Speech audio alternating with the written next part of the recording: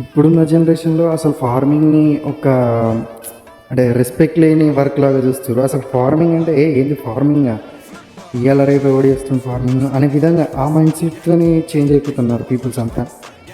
కానీ మీరు ఒకటి ఆలోచించండి, ఇప్పుడు మీరు ఫార్మింగ్ కాకుండా ఆల్టర్నేట్ వేరే వర్క్ చేస్తున్నారు అనుకోండి, మీకు మంచి శాలరీ అది కాకుండా ఒక 10,000 to 15,000 లోపల అక్కడ వర్క్ చేస్తున్నారు అనుకోండి, ఆ 10,000 to 15,000 నిజంగా మీకు సరిపోతున్నాయా?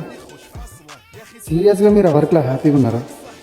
అట్లాంటి వర్క్ చేసి మెంటల్ ప్రెషరు, టైము ఇదంతా హ్యాండిల్ చేయలేక మనిషి లైఫ్ అనేది తగ్గిపోతూ ఉంది. అది బెటర్ అంటారా? లేకపోతే ఇట్లా నేచర్లో మంచిగా పీస్ఫుల్ లైఫ్ బతుకుంటా, ఏ టార్గెట్స్ లేకుండా, ఎలాంటి స్ట్రెస్ లేకుండా, అంటే స్ట్రెస్ ఉంటుంది కాకపోతే దీంట్లో ఫిజికల్ స్ట్రెస్ ఉంటుంది, అది కూడా రెగ్యులర్గా ఉండదు. స్ట్రెస్ లేని వర్క్ అనేది ఏది ఉండదు, కాకపోతే నువ్వు బయట ఇస్తే మెంటల్ స్ట్రెస్ ఉంటుంది, ఫార్మింగ్లో అయితే ఫిజికల్ స్ట్రెస్ ఉంటుంది కంపల్సరీ. మీరు చెప్పండి, ఫార్మింగ్ అనేది నిజంగా అసలు రెస్పెక్ట్ లేని వర్క్? ఫార్మింగ్ చేయడం తప్ప కరెక్టా?